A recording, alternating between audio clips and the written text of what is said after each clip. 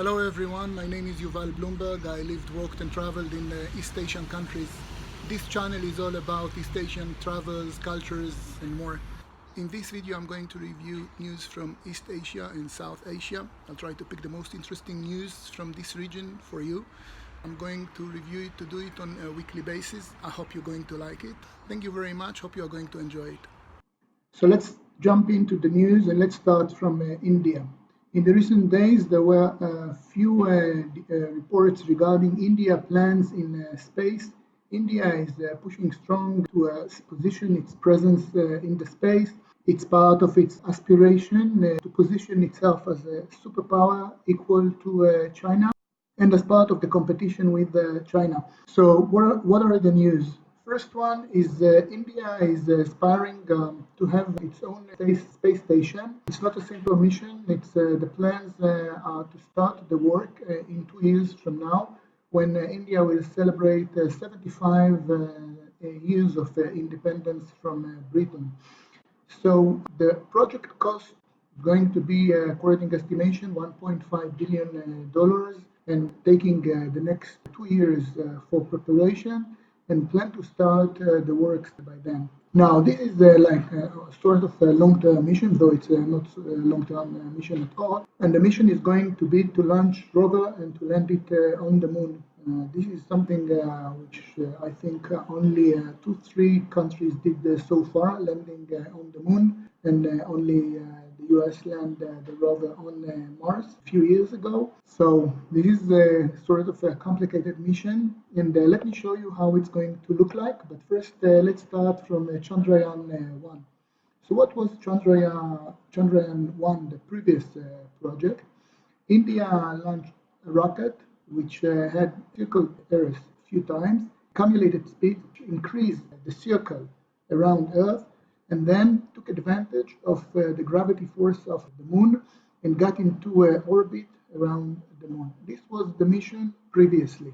Now, Chandrayaan 2 is a different mission, and in this mission, India will do the same with first a few circles around the Earth. This is the normal routine when you are launching spacecraft to the moon.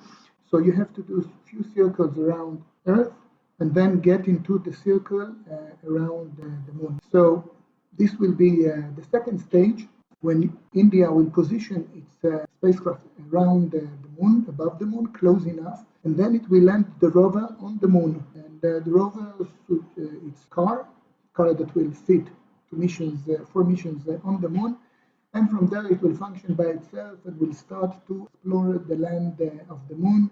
It's being said that this area has a big rocks, are billion years old. So it's very interesting. This one is going to happen quite, and we will follow and see how is it going. Of course, we wish India all the success, and would like to see the in the moon, maybe as the 3rd country, I think, or the 4th, the 4th country.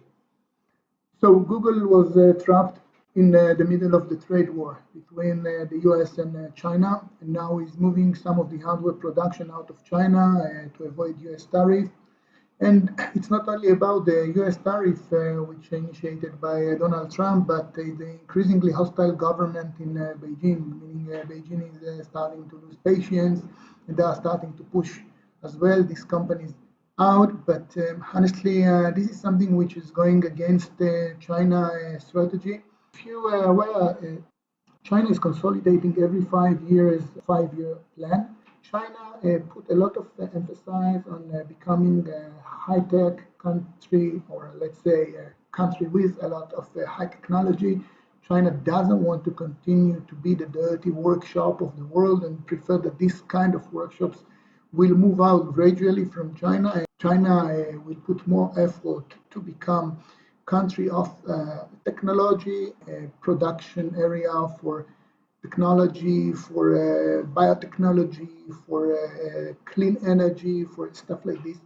And causing Google, and it's not only Google, it's Apple, it's Ford, and other companies that driving technology into China, will cause China serious problems, which are not only places of work. We are talking about technology, because when these companies are coming in, they are bringing with them a lot of knowledge about different stuff.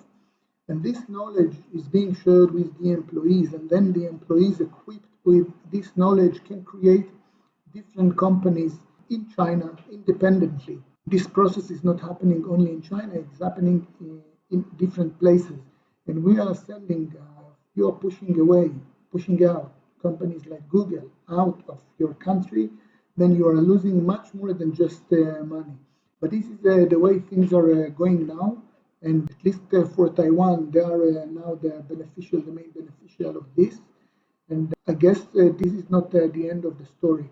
If we have to make an assumption of what will happen, both the presidents, Donald Trump and Xi Jinping, are trying to improve their business position, and are trying to reduce the loss, or let's say to make as much as they can in terms of money. Now, definitely the US was in a lower position 2 years ago, 3 years ago. China definitely had leverage on the US in terms of production, in terms of customs, in terms of everything. And as Donald Trump stopped it, it won't get back to the previous place. So the US probably will gain from this, but the question is where this war is going to stop. If it will stop in the near future, so probably the US will be the main beneficiary of this, and will be controlled, and China will benefit as well, if not as before, but it's definitely continue their production. They will continue to be the home for many companies, including huge American companies. Now, if this will continue, not sure that China will get out of this as the winner, or even as the same country before, because the biggest companies, still the most technological companies, strongest companies are coming from the US. So they have other options, and their base will remain in the US. But for China, it's not the same. They will lose a lot of knowledge, a lot of reputation, and it will definitely won't encourage other companies to come into China. So it will keep China in the same area that they don't want to be. It's the area of the cheap workshops and the cheap technology, or simple technology, and will not enable them to develop in the same path that they want to. So if I had to gamble, I would gamble that this will be concluded somewhere in the next half year, 1 year. China won't let it get too far. But there are so many parameters, so it's very hard to gamble on this, but I'm taking this gamble. So let's continue with India. More news from India. Now, PM Modi, just re-elected again, wants to make piped water to basically all over rural India. Now, the numbers of rural India are amazing. All India, actually, numbers, it's amazing, because a big country with 60, 70, or 80 million people, it's almost nothing in India. So in India, we are talking about almost 1.4 billion people. And we have about 850 million people that's living in rural India. And today, according to the news, you can see it here, official data shows that coverage of villages households with piped water has annually increased from 12% in 2013-14 to 17% in 2017-18. It means that we have about, let's say, 200 million people with direct access to piped water, and about 600 million people without it, which is quite amazing for Western people to imagine life like this.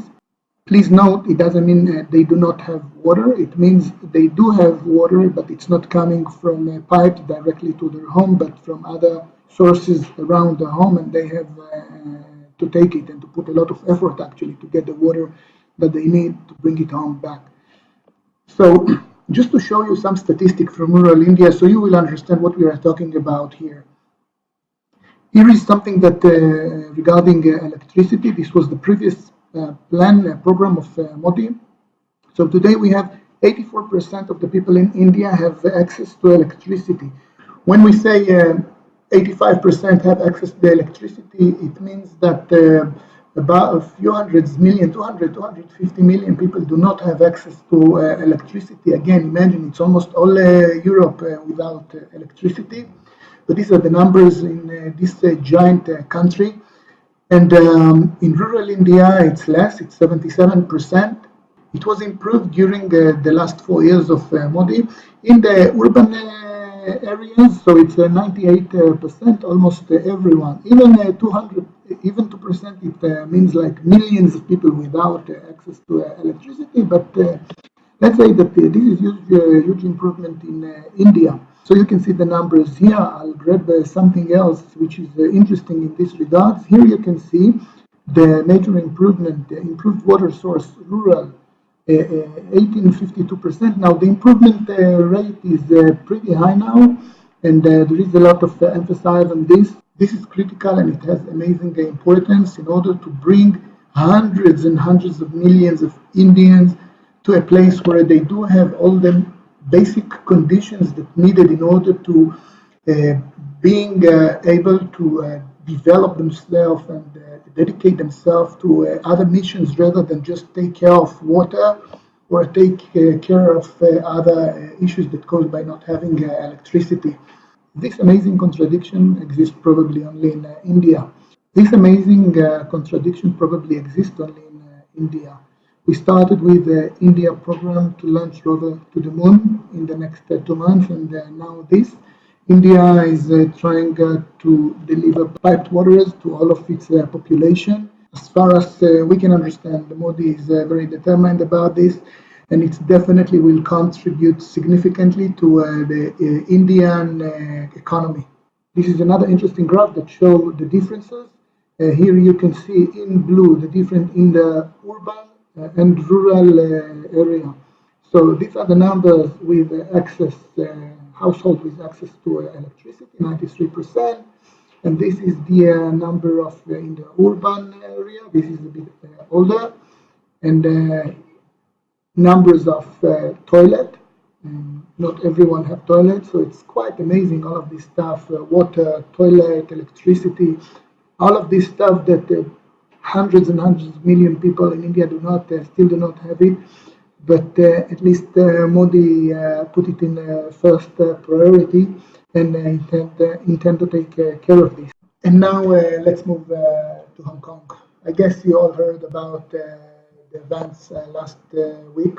The huge demonstration, actually two huge demonstrations in Hong Kong.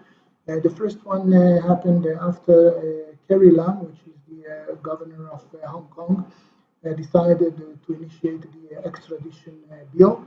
And the second huge demonstration after she decided to cancel the extradition bill. So what is the extradition bill that caused so many Hong Kongians to go out of their home and demonstrate against the Chinese Carrie Lam governor, which is the representative of Beijing government? So the extradition bill gives the power that was not exist before to the Hong Kong authorities to extradite people from Hong Kong to China. Now, you may ask yourself, but Hong Kong, it's part of China, so what is the problem here?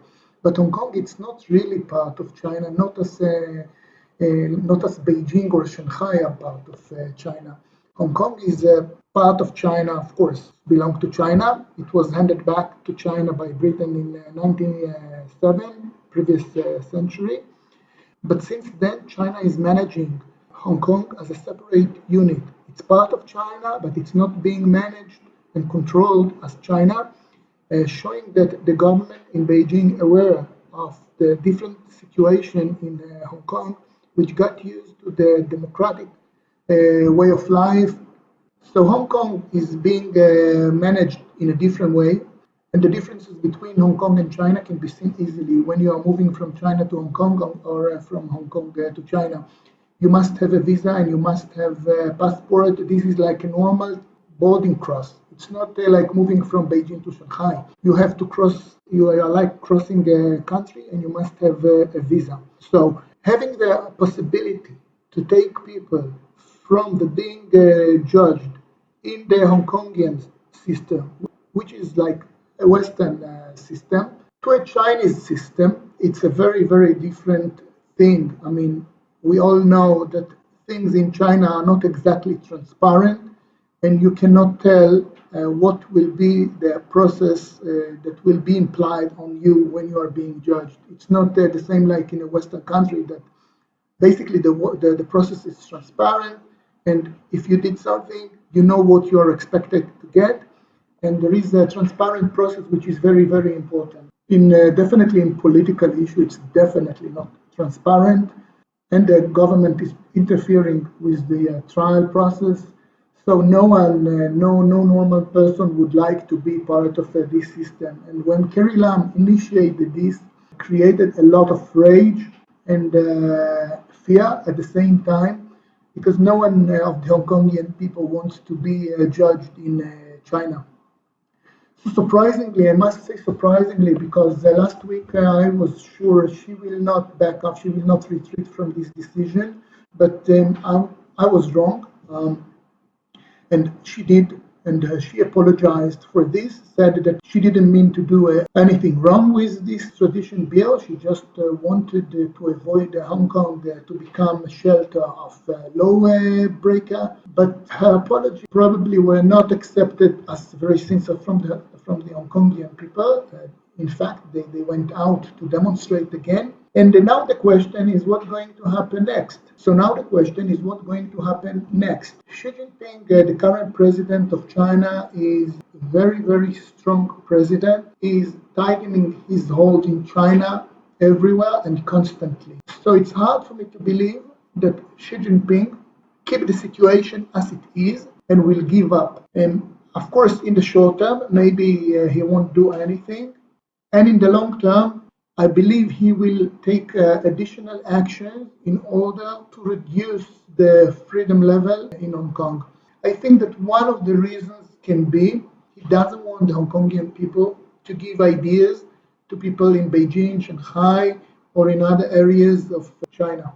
So the question is how this event will pass. If there will be no after effect in China, maybe nothing will be done. Quite difficult to predict what Xi Jinping will do after that. Will he let Carrie Lam continue in her role? Will he try to restore this extradition bill? Will he give up and try to compensate from a different area and reduce the level of freedom in Hong Kong? It's a good question, but it's definitely the answers for this question will affect the future of Hong Kong.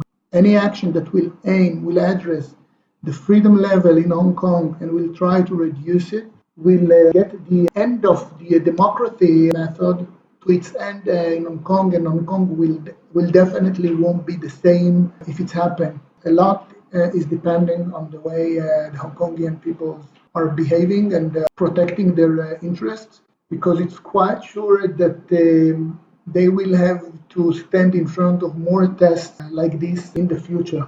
And we can assume that if they will not respond in the same way, so the direction in this regard is only one.